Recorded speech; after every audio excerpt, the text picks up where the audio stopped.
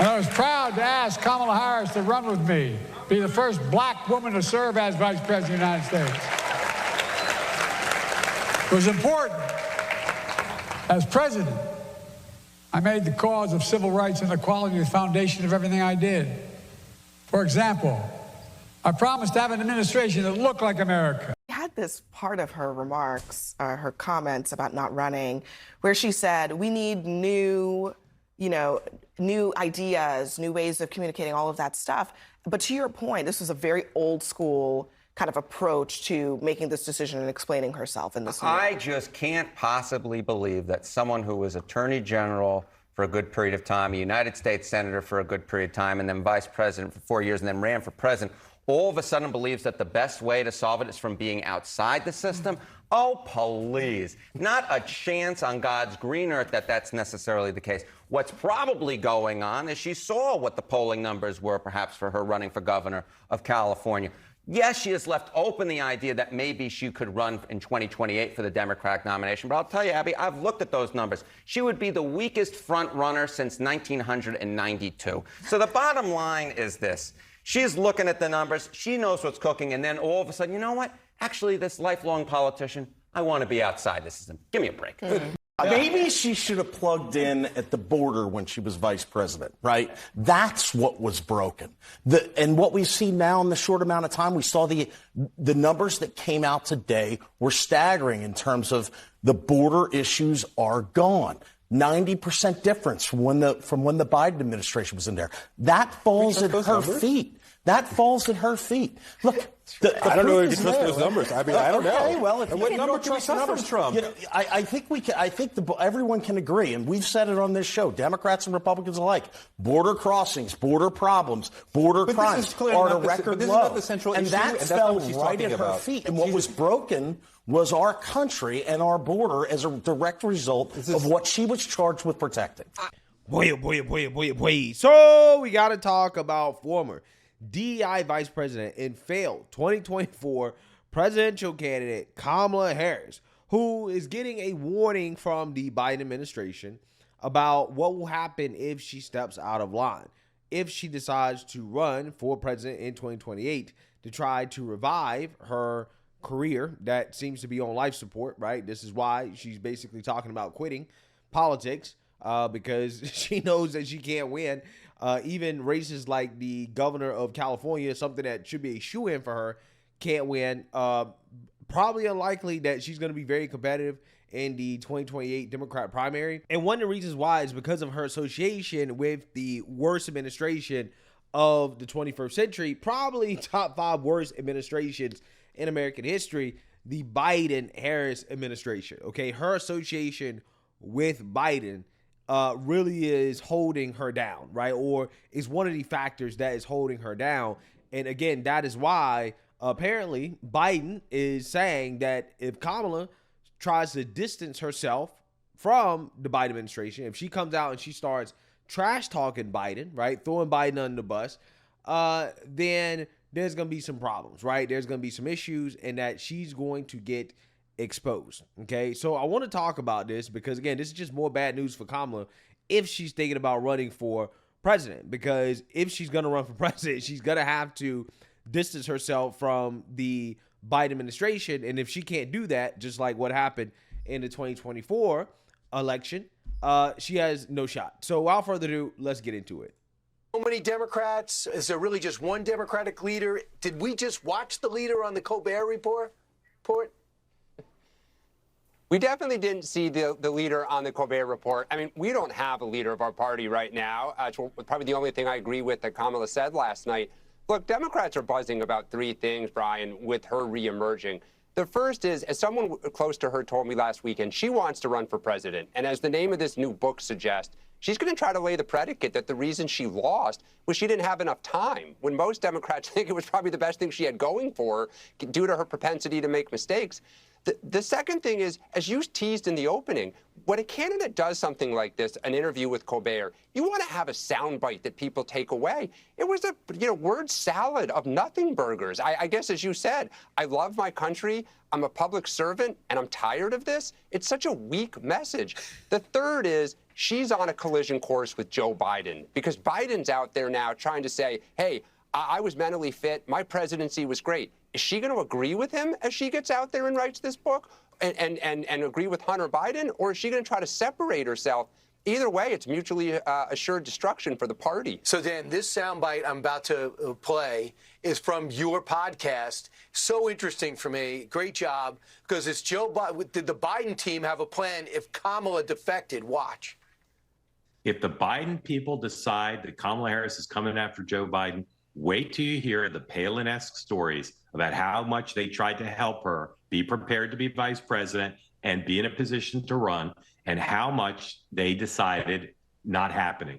She's not up to this. If the Biden people feel threatened, you will hear stories about Kamala Harris as vice president that will not make her look good. She will have a hard time defending against the stories if that dam bursts.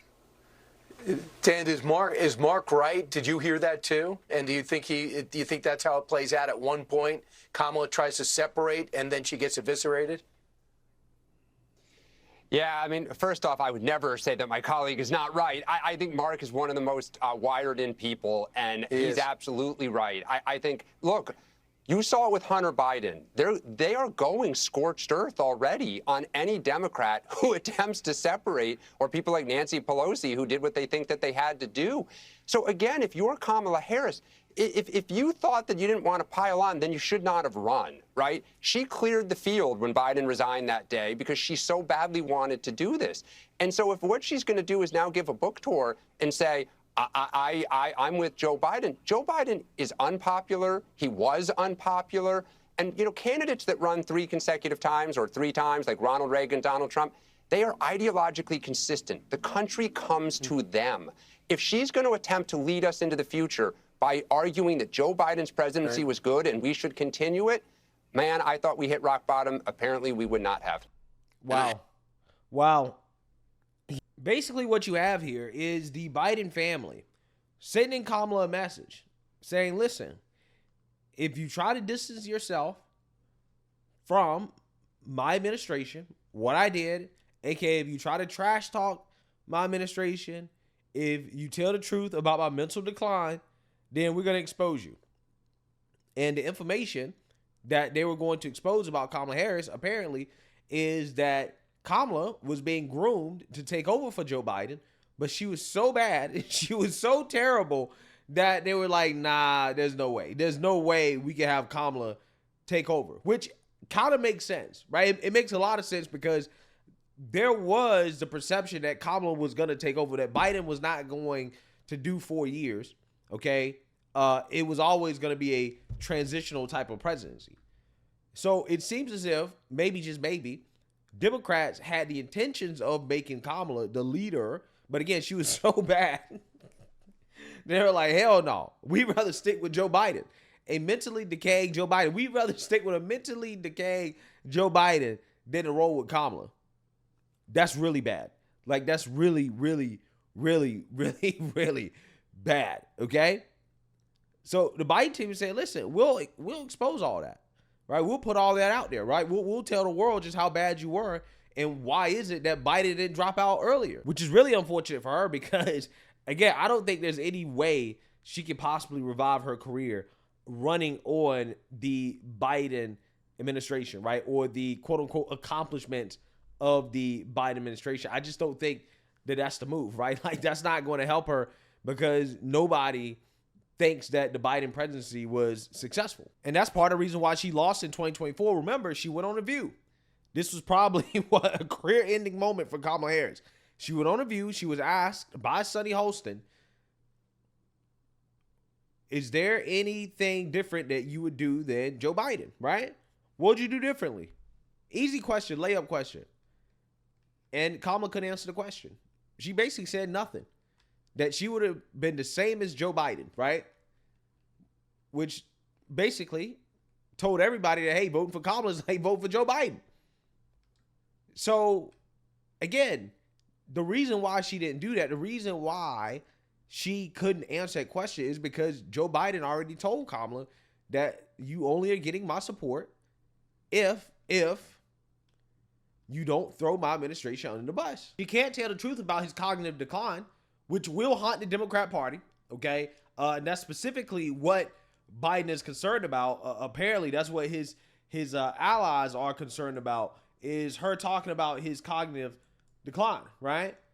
Again, they're saying we're going to unload Palinesque, okay, stories about Kamala Harris failings if ex-Veep discusses his cognitive decline. Yeah, so again, this puts Kamala stuck between a rock and a hard place, because if she comes out and says everything was fine, everybody knows that she's gaslighting, right? She's gaslighting the country, okay?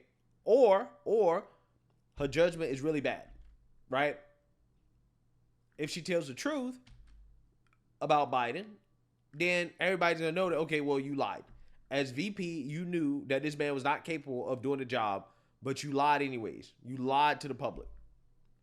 Not good, right? Just not good. There are no good options for her, okay? And Biden's making sure that one of the options she doesn't choose is to go after him, right? Because if she starts going after him, then they're going to start going after her. And that's the situation that she's in, right? Like, I mean, she became DEI vice president for one of the worst presidents in history. And because of that, her career is basically over, right? That's essentially what's happening. Because there's no way that she can run a campaign on, look what we did in the Biden administration, right? Like, that's her record, right? The only thing that she can run on is her record. And that is a part of her record. And that's not going away. It's not going away. So, again, not good news for Kamala Harris. Biden is the gift that keeps on giving, right? It seems like they're determined to tear down the Democrat Party, right? Mutually assured destruction for what they did to Joe Biden, right? For overthrowing democracy in their own party. It looks like that's going to bite Democrats in the butt, that Joe Biden is going to try to get his vengeance on the party. And I think that's what you're seeing here. So let me know what you guys think. Make sure you like, comment, and subscribe. Most importantly, share a Black conservative perspective. Peace.